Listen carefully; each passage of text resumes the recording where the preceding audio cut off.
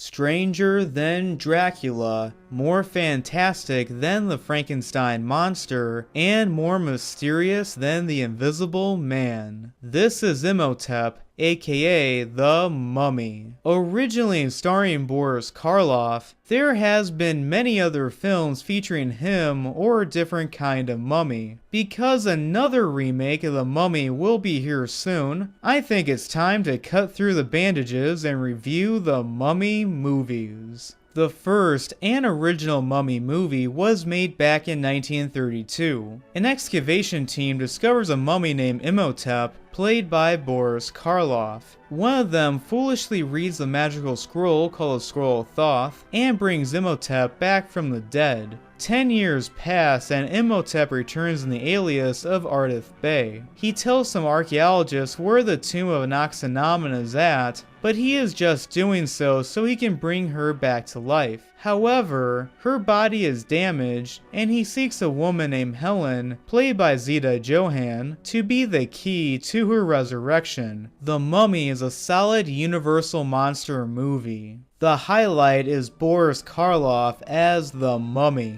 Especially that makeup by Jack Pierce is amazing, but it took about 6 hours to put on and another 2 hours to take it off. His stare is haunting to say the least, and he easily steals the show. The main problem I have with this movie is the fact that it's very much a ripoff of Dracula. Both feature an undead creature who can blend in with society, both come in caskets of sorts, both have hypnotic powers, both feature David Manners and Edward Van Schloen, and both begin with a soundtrack of Swan Lake.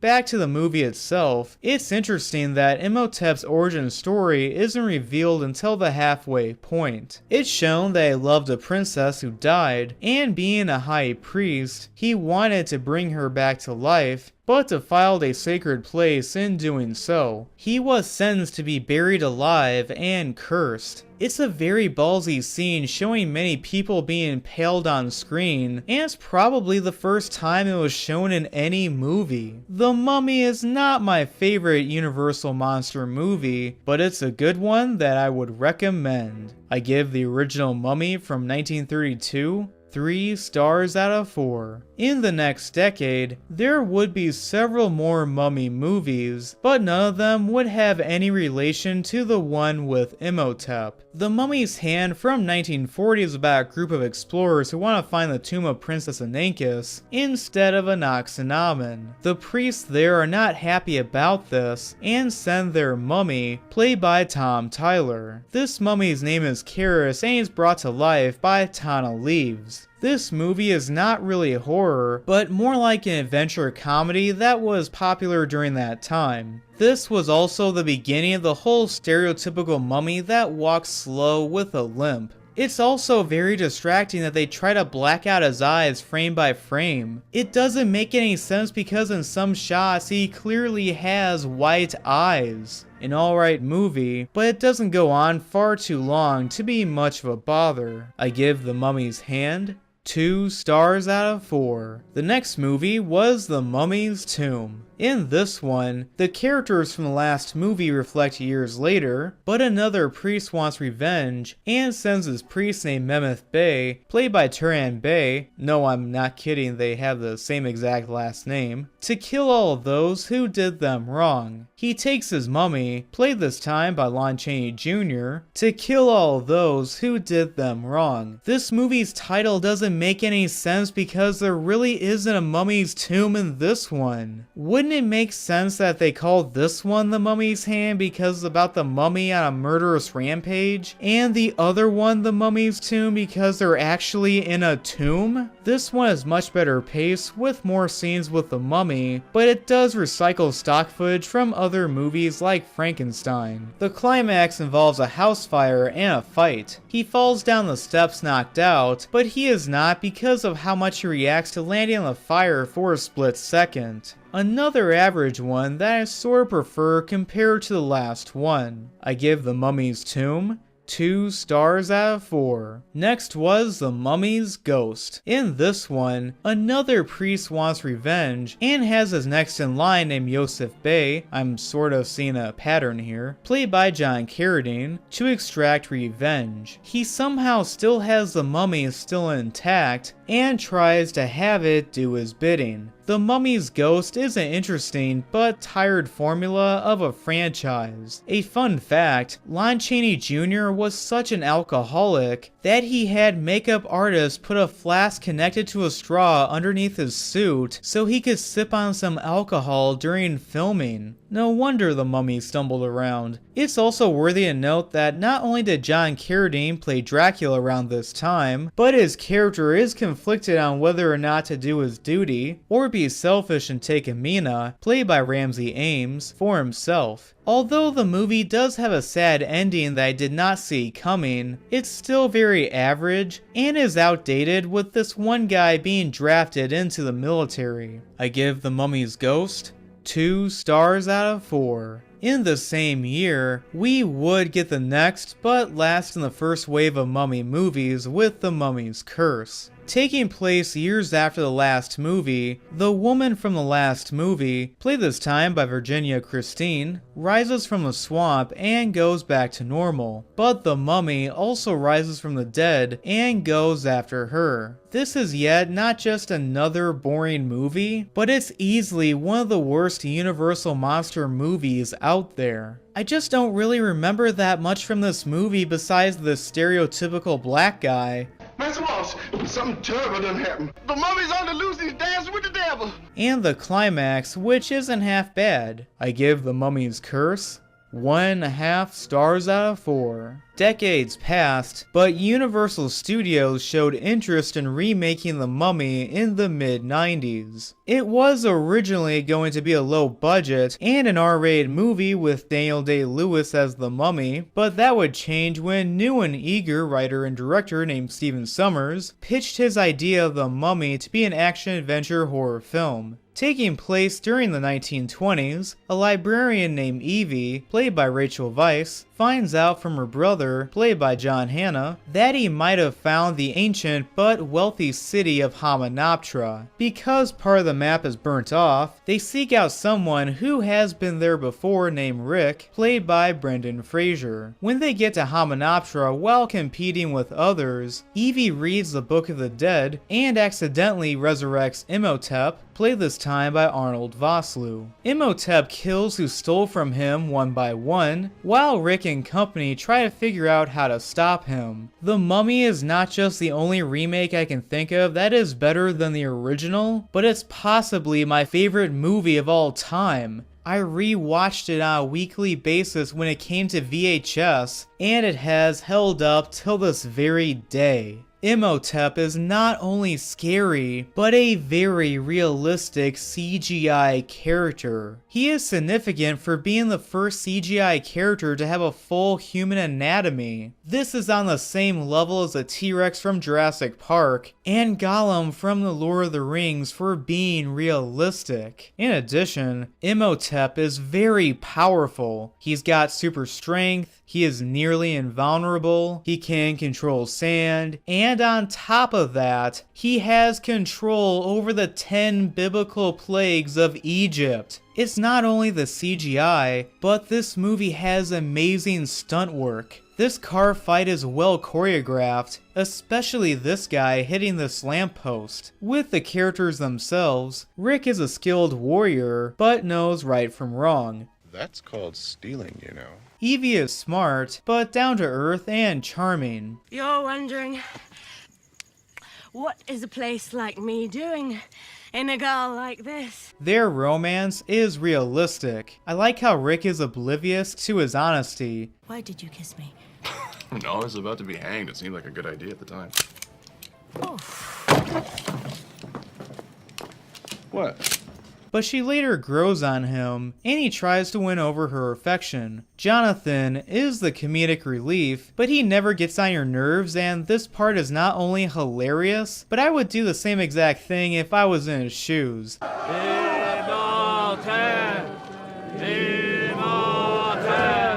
there is this one Magi leader named Ardith Bay, played by Oded Fehr. What I like about his character is 1, his name is the same as Imhotep's alias in the original movie. 2nd, the group seems to be bad guys, but later turns out to be the good guys. And finally, Oded Fehr has an awesome voice. You have unleashed a creature that we have feared for more than 3,000 years. This guy's voice could make basket weaving sound epic. An unholy flesh-eater with the strength of ages, power over the sands, and the glory of invincibility. The reason why Imhotep needs the Canoptic jars that they stole is to regenerate, so every time he kills one of them, he gradually gets stronger and stronger, but more human looking. Being turned into a dried corpse is scary and disgusting way to die. There is this weasel character named Benny, played by Kevin J. O'Connor. He once screwed over Rick, and is part of a series of punchlines. I think I'll kill you. Think of my children. You don't have any children. Someday I might. Shut up. Pish cash a lot. What did you say? I don't want to tell you. You just hurt me some more. I love it when he runs into Imhotep. He shows off a bunch of religious symbols, but he spares him because he recognizes the Star of David. I am sorry. So, did Benny invent the whole coexist bumper sticker? This movie in a way is opposite to the storytelling of the original. In the one from 1932, Imhotep is resurrected in the beginning of the movie, and his backstory isn't told about halfway through. However, in the 1999 remake, we know Imhotep's backstory right off the bat, and he isn't resurrected until the middle of the movie. There are a lot of violent scenes for a PG-13 rated movie. People being hit with acid, being dried to death by Imhotep, and the scarabs eating people alive. I mean, these things are not only intimidating in large numbers, but the fact that one of them getting under your skin is a disturbing thought in itself. But Imhotep is not just a monster, he has his reasons for what he does. He wants to resurrect his love known as Anck-su-namun Moon, played by Patricia Velasquez. The climax is nothing short of action-packed. Rick being held down by a mummy, and one is about to crush him, but he grabs the wrist of a severed mummy hand that grabs his sword. Then the soldier mummies come along. It's not 100% clear why the soldiers were mummified, but it's too awesome to really nitpick. This not only has special effects that hold up today, but it's a movie that never gets old. I give the 1999 remake of The Mummy 4 stars out of 4. About a year after this came out, my parents took me to a movie and I went to the bathroom before the trailers started to play. When I came back, my dad told me that I missed the trailer to The Mummy Returns. I was happy that another Mummy movie was happening, but I was mad at the same time for missing it. Rick and Evie are now married and have a son named Alex, played by Freddie Both. A group of Imhotep's followers, who were never mentioned before, resurrects him and has a woman who is identical to Anck-su-namun to resurrect. He then turns his attention to wanting to slay the Scorpion King, played by Dwayne "The Rock" Johnson, so he can control the army of Anubis. The only problem is that the map to the Scorpion King just so happens to be on a bracelet that Alex accidentally put on. They kidnap him, and it's a race to see who can get there first.